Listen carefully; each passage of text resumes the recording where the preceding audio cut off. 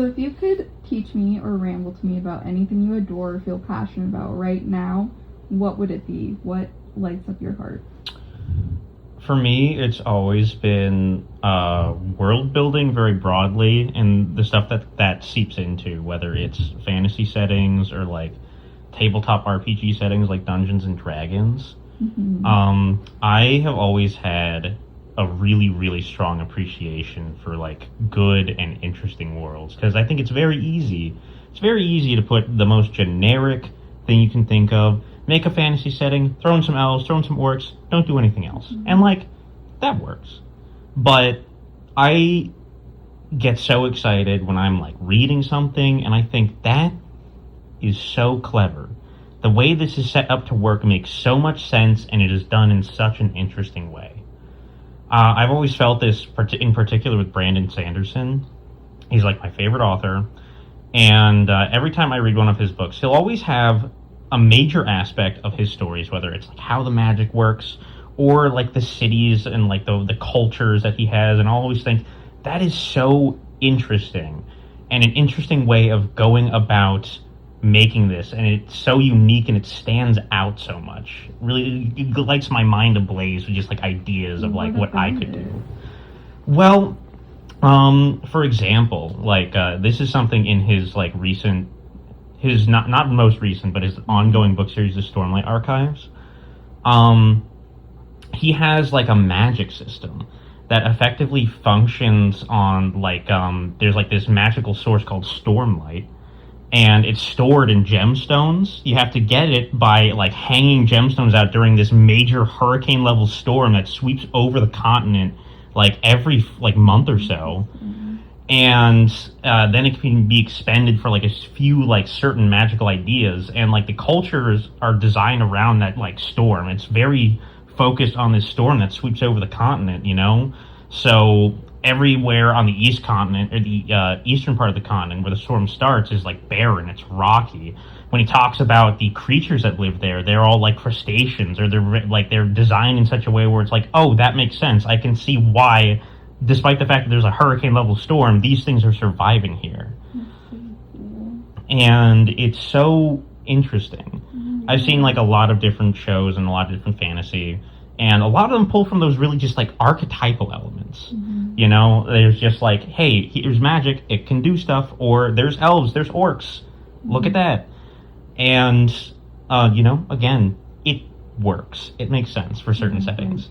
To have like physics or like the way the world works. Exactly. Yeah. Okay. To have all that stuff set up in such a way where you understand what it works and why it works.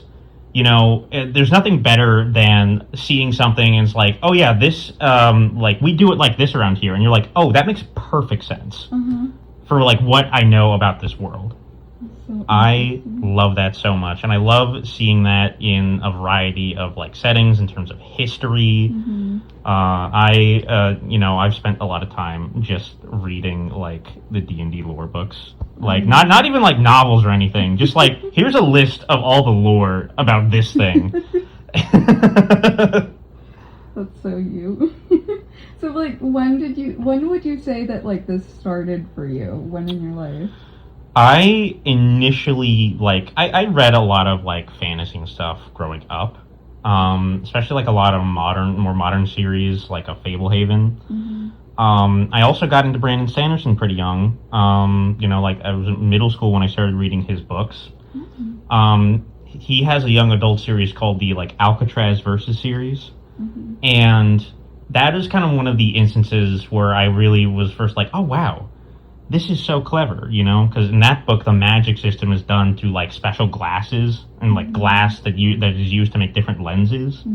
And all the ideas, like, all these, like, family members of the Smedry family have these quote-unquote talents that sound really dumb, but then are used extremely cleverly. Like, for instance, like the Grandpa Smedry, his talent is being late to things. And that sounds really stupid. But then, you know, you'll see it used in such a clever way. Like, there's a scene where he's, like, being tortured, but he's not affected by it because he's arriving late to the pain. You know, or like people are shooting at him and they keep missing because he keeps arriving late to the bullets. That's so funny. And it's one of those things where it's like, that is such a clever way to use such an abstract power without it being like just like a superpower, basically. Right. And of course, there's always downsides, you know, where he can't actually like arrive to things he means to, you know, arrive to on time. Or like the main character, Alcatraz Smedry, his whole thing is breaking stuff. Insanely powerful because it's just like tap, boom, it's broken. But on the other hand, he is known for, you know, setting the stove on fire while boiling pasta. So, so like, is there like a favorite memory that you have, or even a favorite world? Not even necessarily a memory, but a favorite world. That's a good question. I think one of my favorite memories is several years ago when my friends and I started playing a D&D campaign, and I just had so much fun talking to him about this setting that I was reading about called Eberron. It's an official D&D setting that just has like a bunch of cool stuff. It's got magical robots. It's got like a train system across this continent. It's got like weird neo-noir type vibes everywhere and a lot of fascinating little features.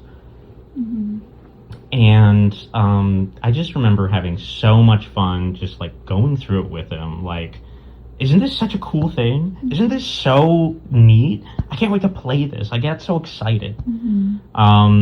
And being able to, you know, not only do that, like talk about it with him, but then like start the game and just play in that setting and just like expand it out with like all my friends, you know? It's so fun. And it's just such a fun time. So you like to, do your friends like it too? Oh, they love it. Oh, good. Like, I think all my friends are currently involved in like an active D&D game of some kind. Oh, that's so cool. So how do you feel like this passion has shaped who you are?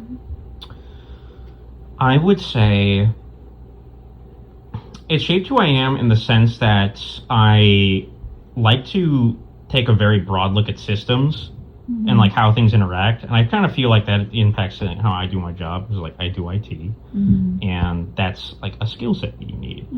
And like it's a weird thing to kind of like think about moving over, but you look at, you know, how a world works, especially if you want to like build your own. You're trying to think of like, how does this all fit together and make sense? And that's kind of like an abstract skill that you can transfer to a lot of stuff, because you're trying to just take a lot of moving parts and put them together in the way that makes sense. And I imagine that probably goes really well with code, since yes, it does. You do a lot of computer science stuff. This is true, yes. Yeah. So if somebody listening were to want to feel a tiny piece of what you feel towards world building and this subject in general, where do you feel like they should start? I would say find a good fantasy book series to start off with. You got to be selective when you're like choosing stuff, because there's a lot, and I mean a lot of books in the fantasy genre. Doesn't even have to be fantasy, could be sci-fi too, frankly. There's so much done in a lot of these books. Some of them, you know, maybe like romantasy or something, where maybe world building isn't like a focus that much. It's more about drama. I think authors like Brandon Sanderson, especially Brandon Sanderson, have a huge focus on that world. I know the Wheel of Time series has that kind of focus. I know that there's a few other book series like that do that as well as the Children of Time series, which is a sci-fi novel by Adrian Tchaikovsky, as well as the Hyperion Cantos novels. All of them just have this like fantastic method of like designing a very, very captivating world that is very, very easy to get lost in. And I feel like if you can find another book like that, or you can get into one of those series by one of those authors, I think that you will really see what I'm talking about. You know, you pay attention to just kind of how things fit together in those books, and it's like, oh wow, this is like really big. This is very, very well thought out and comprehensive. Yeah. Well, is there anything else you would like to add on the subject before we end this? I mean, I'm doing my own world building stuff. I have like one that I've the one thing that I like to do in my off time is I just like to kind of slowly build up my own little like continent that I'm planning on setting a game in, and I like to try and like put things together on my end, you know, because like I said, it's very easy to like take the elves, the orcs, just put them in there and just kind of say done.